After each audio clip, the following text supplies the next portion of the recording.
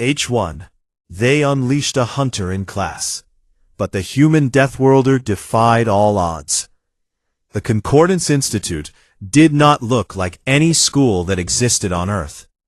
From the outside, it looked like something ancient and enormous that had decided to stop moving one day and never left. It was a ring-shaped space station, wide enough to hold small cities inside it, hanging quietly between two calm star systems where the light from distant suns made its hull glow like heated metal. Dozens of ships docked and undocked from it every single day, carrying students from worlds that most humans had never heard of. Some of those students had 4 arms, some had no eyes at all, and navigated entirely by sound. Some wore sealed suits because the air inside the station, as carefully managed as it was, still carried trace elements their lungs could not process. The Concordance Institute had been built to hold all of them. Every corridor was wide enough for species twice the size of a human. Every ceiling was tall. The air was divided and filtered by section, so that a student from a high-oxygen world and a student from a low-pressure world could live 2 doors apart and both breathe just fine. The cafeteria had over 200 menu options, most of which no human would have recognized as food. The library held texts in 61 languages, including 3 that had no spoken form at all, and were read entirely through touch. It was, by almost any measure, the finest academic institution in the known galaxy. Caleb Rourke arrived on a quiet morning and did not look like someone arriving at the finest academic institution in the known galaxy. He came off the docking shuttle with one bag over his left shoulder, a small crease between his eyebrows that suggested he had been thinking about something for a long time, and the calm, measured way of moving that people develop when they have spent years doing physical work in unpredictable conditions. He was 22 years old. He had short brown hair, gray eyes, and a face that did not give away what he was thinking unless he wanted it to. He handed his papers to the intake officer at the arrivals desk, answered every question without hesitation, collected his room assignment, and went to find something to eat. He did not look around at the alien students filling the corridors. He did not stop and stare at the viewports showing open space. He just walked, steady and quiet, like a person who had already decided that being impressed by things was not a productive use of his time. His room was on level 4, in the section of the station built to support human life at standard atmospheric conditions. It was small but clean, with a narrow bed, a desk, a viewport that looked out over one of the station's inner docking arms, and a ceiling high enough that he did not have to think about it. He dropped his bag, looked out the viewport for about half a minute, and then went to find the dining hall. He had not eaten since before the shuttle, and he was the kind of person who dealt with practical problems before anything else. Nora Ellison had arrived 2 days before him. She was from a coastal town in Oregon, and had the kind of easy, open personality that made strangers feel like they had known her longer than they had. She asked questions the way some people breathe, constantly and without thinking about it. And she had already spent her first 2 days mapping the station layout, identifying which cafeteria sections had food that was safe for humans, and introducing herself to at least a dozen other students from species she had only read about in textbooks. The Institute's pairing system matched her with Caleb, based on coursework overlap. They were both enrolled in the Xenobiology and Survival Theory track, one of the most demanding programs the Institute offered. When Nora knocked on his door the evening of his first day, he opened it, looked at her for a moment with that quiet, assessing expression of his, and said, "Do you want to get food while we talk?" She decided she liked him before they even reached the cafeteria. They were 2 of only a few human students in the survival theory cohort that semester. Humans were still considered newcomers in the galactic community, a polite way of saying that most other spacefaring species had been traveling between stars for centuries before humans had even confirmed they were not alone. The galactic community had found Earth long before making contact. They had watched it for a long time, running their assessments, and had quietly placed it in a category that made more than a few researchers uncomfortable. Earth was a death world. The term was a formal classification, not an insult. Death worlds were planets where the environmental conditions were so extreme and so relentless that most life forms could not survive there. Earth had gravity that was high by galactic average. It had temperature swings that could kill an unprotected organism in hours. Its biosphere was a constant, unending competition, where almost every living thing had evolved in a permanent state of threat, from the microbes in the soil to the large animals that roamed its surface. Everything on Earth had either learned to fight, learned to endure, or had not survived long enough to be studied. Most of the other students at the Institute came from stable, mild worlds, where the biggest evolutionary pressure had been finding enough food.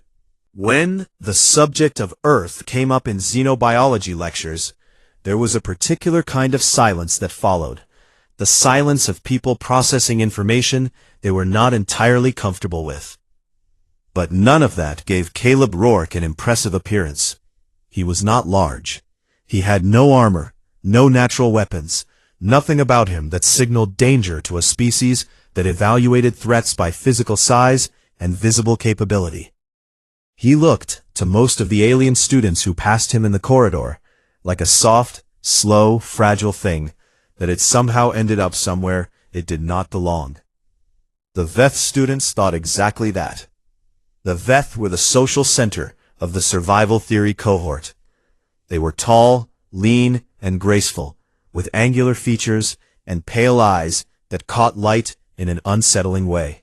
Their species had evolved from predators on a high-gravity world, and even after thousands of years of civilization, something of that predator history lived in the way they moved and the way they spoke. They were brilliant students, and they knew it. Their group that semester was led by a young male named Zavin, who was considered exceptional even among Veth. Zavin looked at the two human students in his cohort and saw nothing that concerned him. He said so, once, in the corridor outside the main lecture hall, not quietly, to two of his peers. The comment was about the end of semester practicum, and whether a creature from a soft, gravity-heavy world could be expected to perform at the level the program required. Caleb was walking past when he heard it. He did not slow down. He did not look over. He kept walking at exactly the same pace he had been walking before. Nora watched Caleb's face from 2 steps behind. Nothing in it changed. She filed that away in the part of her mind she used for things that would matter later. In a small office on level 7, a memo sat in an inbox, waiting to be read. It was from the maintenance team, responsible for the behavioral inhibitor fitted to the Dreth Stalker, the live specimen booked for the semester's practicum demonstration. The memo reported 3 brief signal dropouts over 11 days, and recommended a full diagnostic before the exercise date. Curator Pohl, the Institute's head administrator, read it between meetings, noted that the dropouts had been short, and moved it to a low-priority folder. Outside his window, the station hummed with the quiet business of 1,000 students living their ordinary lives. And somewhere far below, in a sealed holding bay in the lower ring, something that had been designed to never stop hunting, shifted slowly in the dark, and waited for a door to open. They unleashed a hunter in class, but the human Deathworlder defied all odds. The morning of the practicum started like any other morning on the station. The lights in the habitat sections came up slowly, the way they always did, mimicking a sunrise for the species that needed that kind of signal to wake properly.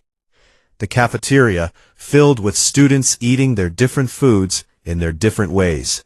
Somewhere in the upper ring, a group of Chiron students were already in the study halls, their thin, precise fingers moving over glowing data screens. Everything felt normal. Caleb ate a quiet breakfast. Nora sat across from him and went over her notes on Dreth Stalker biology, reading sections out loud in a low voice, the way she did when she was trying to memorize something. Caleb listened without commenting, which was his way of paying attention. The survival theory cohort was called to assemble at the lower ring access corridor at the 9th hour. 14 students total showed up in their practical gear, lightweight suits designed to allow free movement while offering basic protection against minor environmental hazards. The suits were not armor. They were not meant to be. The practicum was supposed to be an observation exercise, not a contact event. Professor Dale, a tall Kirin with 6 thin arms and a dry, careful way of speaking, led the group through the access corridor and into the transport pod that would take them down to the dome. He explained the exercise as they rode. The dome was 3 kilometers of simulated temperate forest terrain, built on the station's lower ring, specifically for practicum use. The students would be positioned on elevated observation platforms, 3 meters above the forest floor, behind reinforced safety rails. The Dretz Stalker would be released into the lower terrain. A remote-operated drone would serve as its target. The students were expected to observe, record behavioral data, and answer a set of analytical questions about what they witnessed. It was designed to be impressive but safe. Professor Dale had run similar exercises before. The dome was dark when they entered, lit only by the soft ambient lighting built into the upper structure. As the students filed in and climbed the metal stairs to the observation platforms, the full scale of the place became clear. The trees were real, grown from actual root systems and reaching up nearly to the dome's ceiling. The ground below was uneven, covered in low brush and broken by a shallow channel of running water that crossed the terrain from one end to the other. The air smelled like soil and bark and something faintly wild. Nora stood at the railing and looked down. "It actually smells like a forest," she said quietly. "It is a forest," Caleb said. He was looking at the terrain, not at the trees. He was looking at the spaces between them.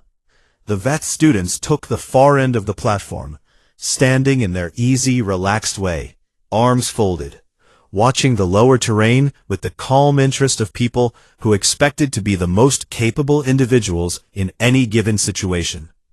Zaven said something to the student beside him, and both of them made a sound that passed for laughter among their species. The Teikai student, a young male with a broad, flat body and soft bioluminescent patches along his sides, took a position near the center railing and settled into a low crouch, which was the comfortable resting posture for his kind. Professor Dale moved to the control panel at the back of the platform and began the release sequence. A door in the far wall of the dome, low to the ground and heavy, slid open with a sound like grinding stone. Nothing came through it for a long moment. Then the Dretz Stalker stepped into the light. Even from 3 meters up, the size of it stopped every conversation on the platform.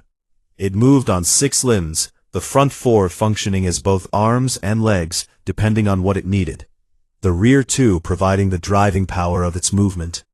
Its body was broad and low-slung, covered in overlapping plates the color of dark stone, each one slightly ridged at the edge where it met the next.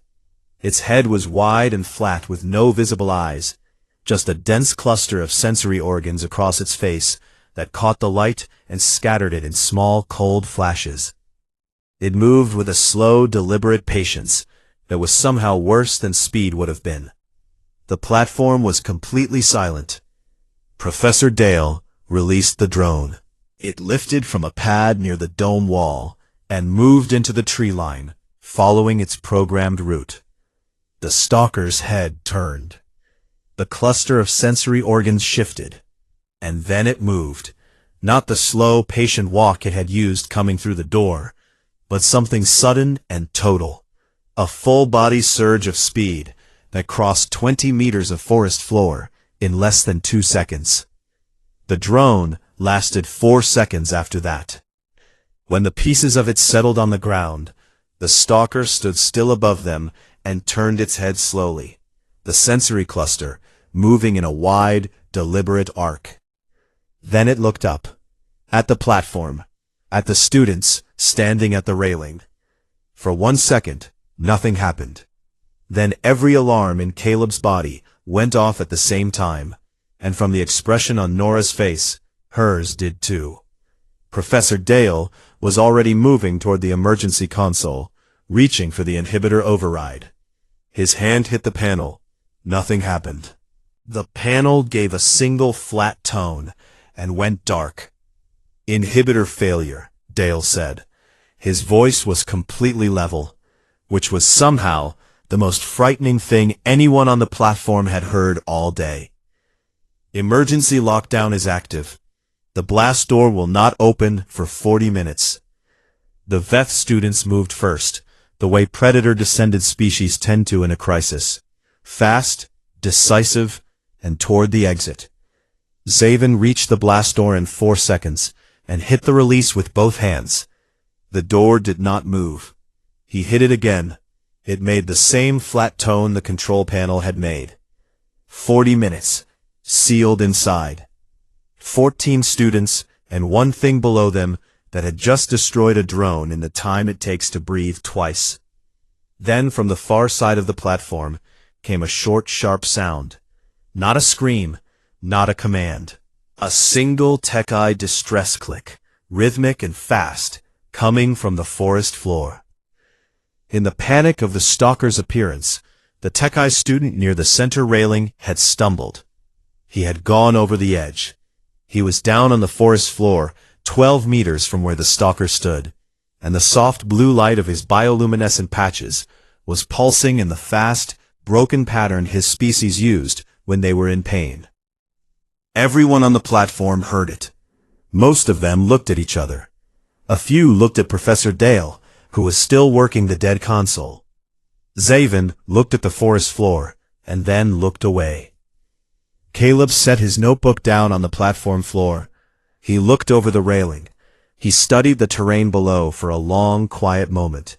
The tree spacing, the root systems, the angle of the runoff channel, the way the canopy broke the light into patches of shadow and open air. Then he looked at Nora. "I need you to make noise," he said. "Controlled, on my signal. I will tell you when and how much." She stared at him. "Caleb." "Not yet," he said. "Wait for my signal." He moved to the platform stairs and started going down. They unleashed a hunter in class, but the human Deathworlder defied all odds. The medical bay on level 3 was not built for a busy day. It had 6 beds, 2 attending staff, and a supply inventory designed for the kinds of minor injuries that came from students living and working in close quarters with species whose bodies worked very differently from their own. Bumps, scrapes, the occasional allergic reaction from cross-species food contact. Nothing serious. Nothing that required the kind of work the staff found themselves doing that afternoon. The tech-eye student's broken limb took 2 hours to set and stabilize. His species healed quickly under the right conditions.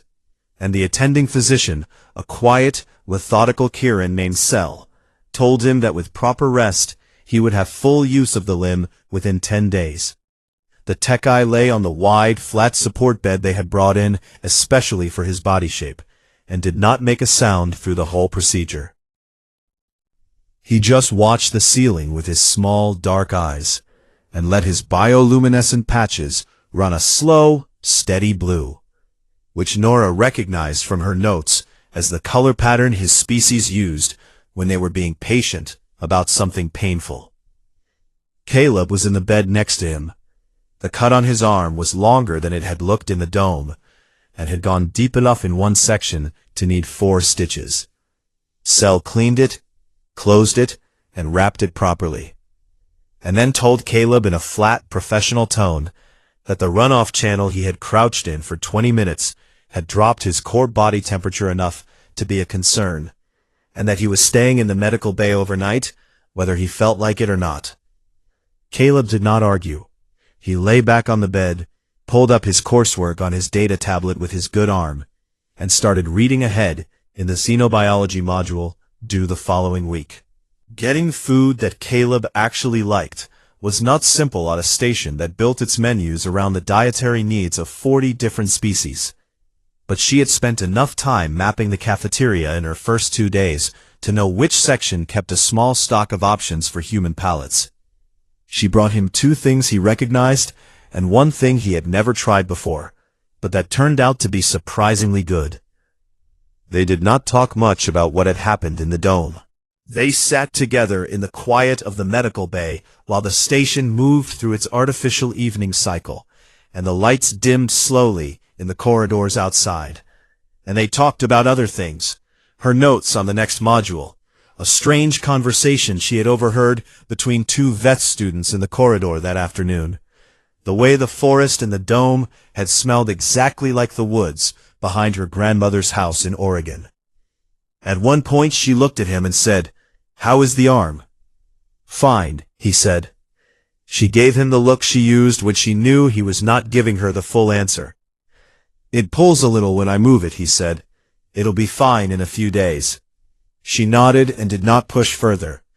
That was one of the things he had come to appreciate about her in the short time they had known each other. She knew when to ask and when to let a thing be. On the second day, the Takai student, whose name, rendered into sounds a human throat could produce, came out as something close to Ro, pushed himself upright on his support bed, and turned to face Caleb's side of the room. He stayed like that for a while, watching Caleb read, his patches running a color that Nora later identified from her xenobiology index as the Takai expression for something between gratitude and a kind of solemn recognition. Then he reached into the small carry pouch that had been brought up from his room and took out a carved token no larger than a coin. He leaned across the gap between the beds and placed it on Caleb's bedside table without a word. Caleb looked at it. Then he looked at Ro. Ro's patches shifted once, briefly to a warm amber, and then he lay back down and closed his eyes. Among the Takai, the carved token was a life debt acknowledged, not demanded, not owed in any way that required repayment, but recognized and recorded between 2 people as something real. By leaving it, Ro was saying that he knew what Caleb had done, and that he would carry that knowledge for the rest of his life. Caleb held the token for a moment, turned it over once, and then set it back down on the table where Ro had placed it. He did not say anything, but he did not put it away either, and it stayed there for the rest of his time in the medical bay. Zaven came on the 3rd day. He stood in the doorway of the medical bay for long enough that the door sensor tried to close twice, and he had to step forward to stop it. He was alone. He was not wearing the easy, settled expression he usually carried. He looked like someone who had been thinking hard about something for 3 days and had finally decided to stop putting off the conclusion. He walked to the foot of Caleb's bed and stood there. Caleb looked up from his tablet and waited. "I studied the human death world classification when your enrollment was announced," Zaven said. His voice was careful, like someone choosing each word individually before setting it down. "I read the full report. I decided it was numbers on a document, things that sounded extreme because the researchers wanted to make their work seem important."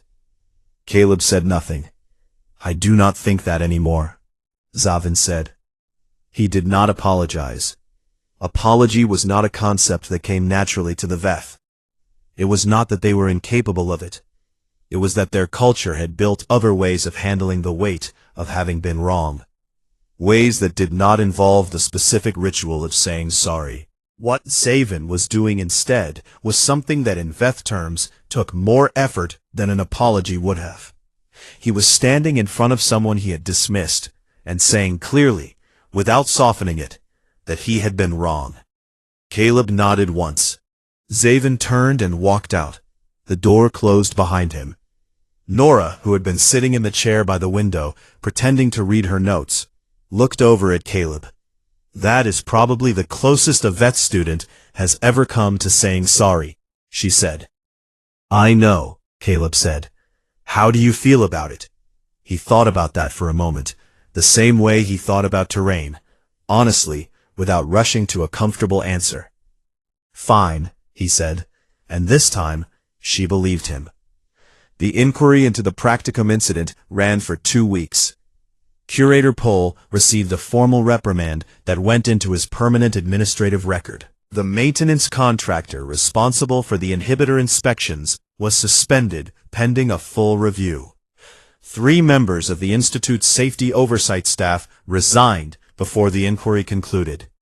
A new protocol was issued banning the use of live Apex-class specimens in any student environment across the entire Concordance network, effective immediately.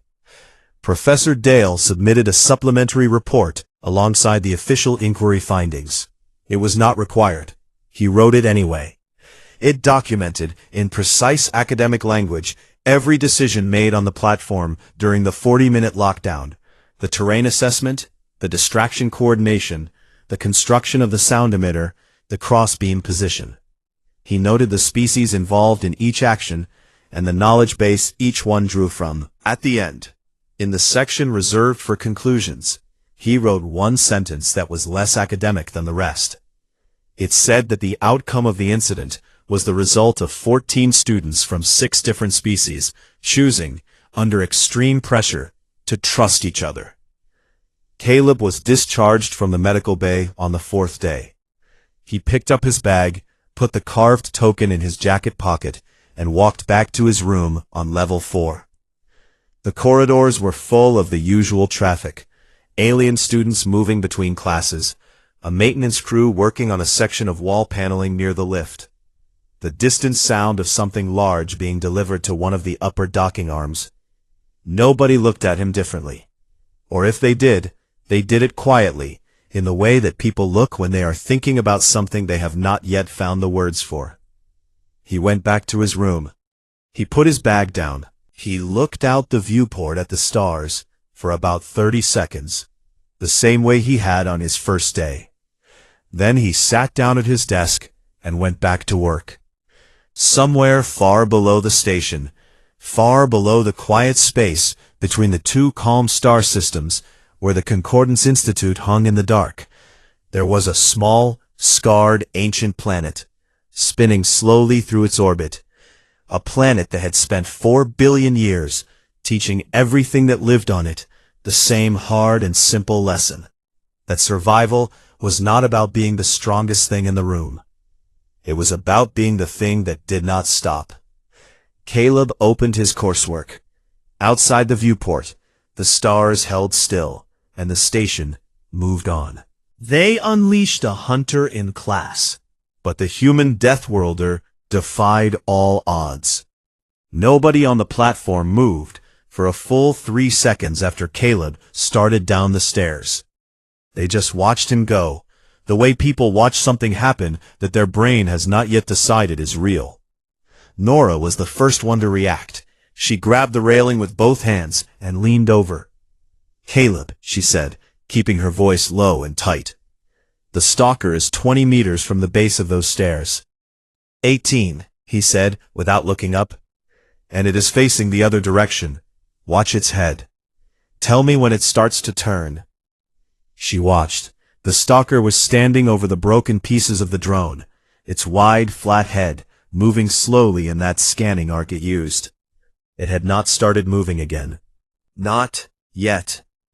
"It is still scanning," she said. "Keep watching." He reached the bottom of the stairs and stopped on the last step, staying just above ground level, one hand on the metal support post. He did not move into the open. He stood there and looked at the terrain the way a person looks at a map they are trying to memorize, quietly, completely, taking in every detail without hurrying. On the platform above, the other students were watching him. The 2 other Chiron students had moved to the railing. Even Zavin had turned around and was looking down, his pale eyes tracking the small human figure standing at the base of the stairs. Caleb had explained something to Nora in the cafeteria that morning. While she was reading her notes, on Deathstalker biology. He had not made a big point of it. He had just said it, in the same quiet, direct way he said most things. He had told her that the stalker's sensory cluster was built for motion detection above everything else, that it processed fast movement as a threat signal and slow movement as background noise, that this was common in apex predators that hunted in dense terrain, because fast movement meant prey trying to escape, and slow movement meant something that was not worth chasing. She had written it down in her notes. She had not imagined she would need to remember it 40 minutes later. He stepped off the stair and onto the forest floor. He moved the way water moves when there is almost no slope. Slow, continuous, without a single sharp motion. Every step was placed with full attention, heel down first, weight transferring forward, the next foot already chosen before the first one landed. He moved through a gap between two wide tree trunks and disappeared into the shadow of the canopy. It did not turn, Nora said. Her voice was barely above a whisper. She had not realized she was holding her breath until she let it out.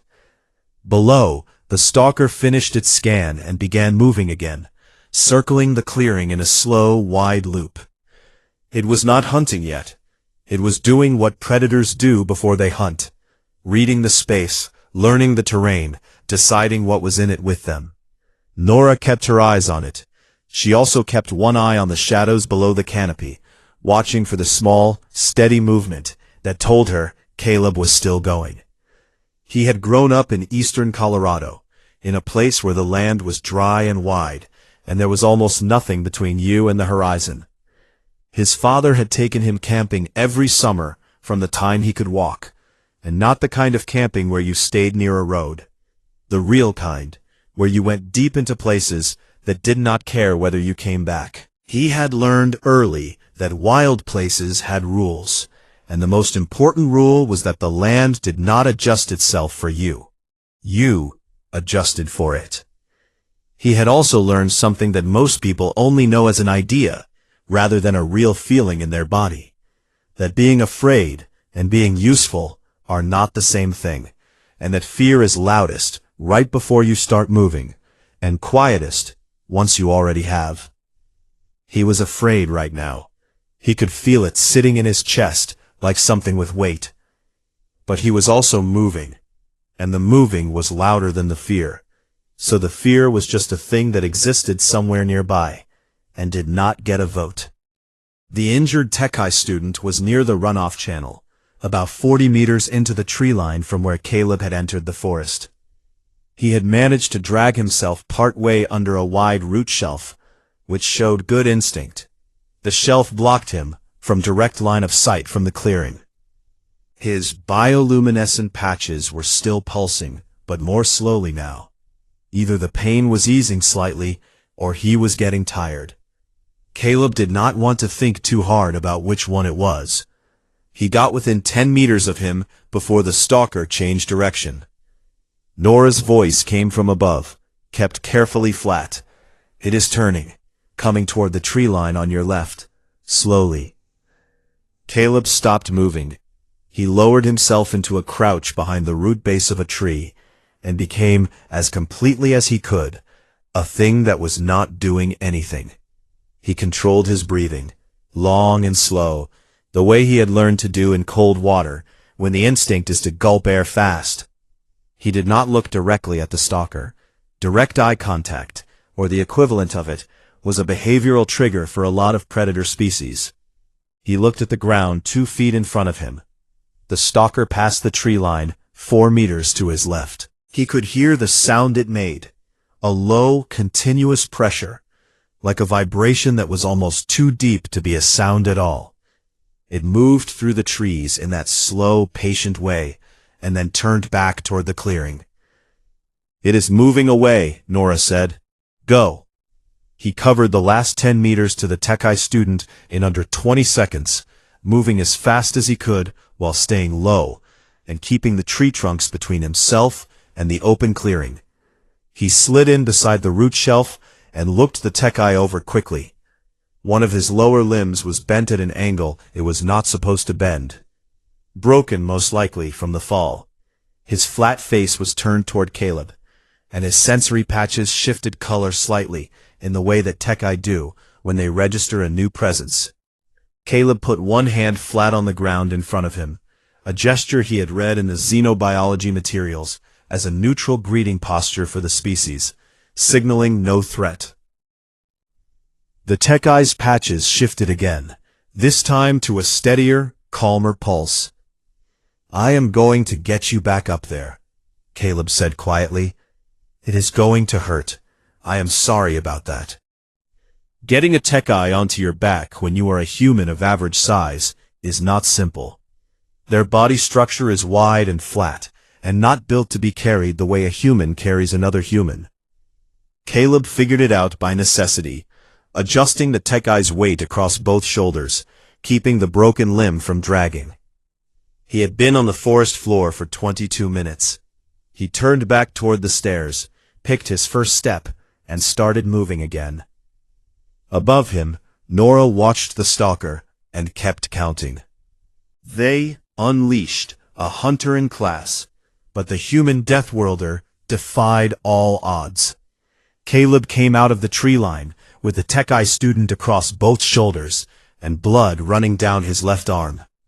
Nobody on the platform said anything for a moment.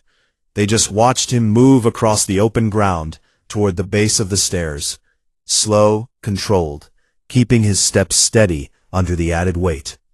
The gash on his arm was from the stalker's secondary claw. It had happened near the runoff channel on the way back, when the stalker had come around a tree trunk faster than either of them had expected. Caleb had moved left, and the claw had caught the back of his forearm instead of his side. He had not made a sound. He had just kept moving. Nora was at the top of the stairs when he reached them. She helped lift the Tekkai student the last few steps and got him onto the platform floor, where the two Chiron students immediately moved in to help. Caleb came up behind them and stood at the top of the stairs, breathing through his nose, letting his body settle from the effort. He looked at it. It felt like the moment before something falls. Nora looked over the railing and felt her stomach drop. The stalker was standing at the base of the nearest platform support pillar. Its wide, flat head was tilted upward. The sensory cluster across its face was turned directly at the platform above, moving in small, precise adjustments, the way a dish antenna moves when it is locking onto a signal.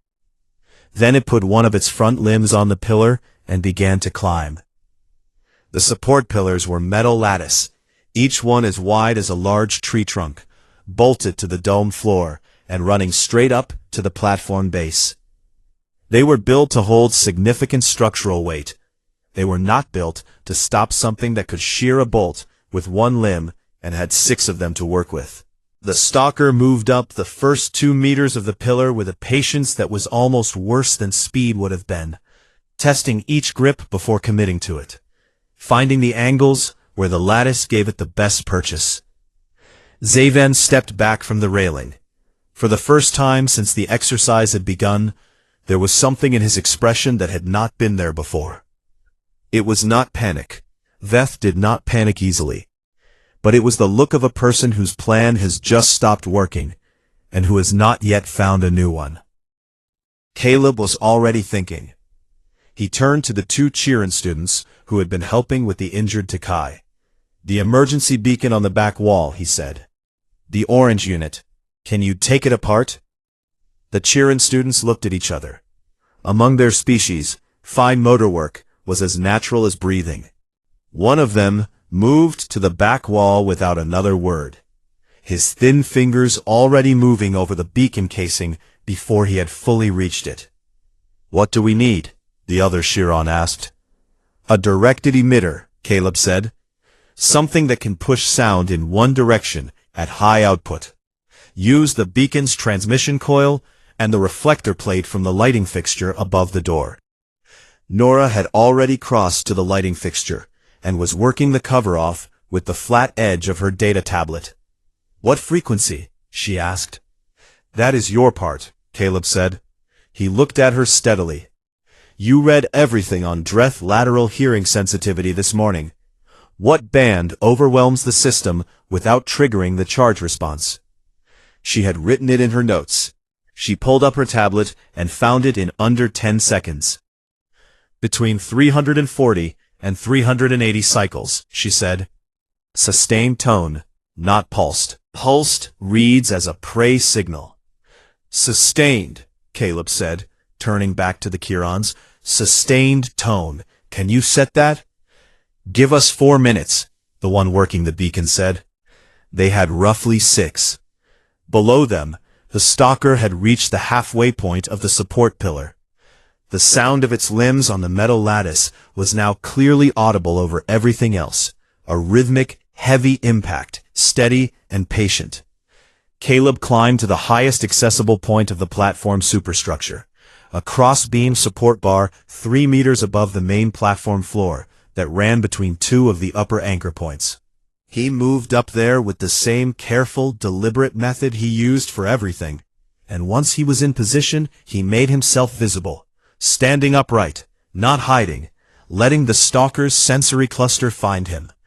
This was the part he had not explained to anyone, because there had not been time to explain it, and because it was the kind of thing that sounds worse when you say it out loud. He was the distraction.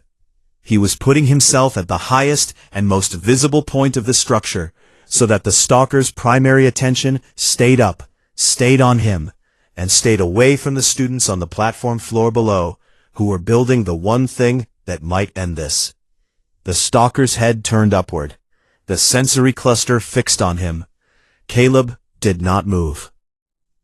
He stood on the crossbeam with his wrapped arm at his side, and looked back at the creature below him the same way he had looked at the terrain when he first entered the forest, taking it in, assessing it, not giving it the fast movement that would trigger a charge. The Takai student on the platform floor, who had been lying still since being brought up, raised his head. His bioluminescent patches, which had been running a dim, pained pulse, shifted suddenly to a sharp, directed pattern, a rapid sequence of blue-white flashes aimed downward toward the stalker's sensory cluster. The stalker flinched. Its grip on the pillar slipped by half a meter before it caught itself.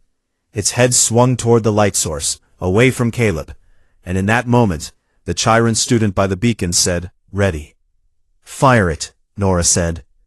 The sound that came from the assembled emitter was not loud to human ears. It sat at the low edge of what Caleb could hear, more felt than heard, a steady pressure that moved through the platform floor and up through his boots.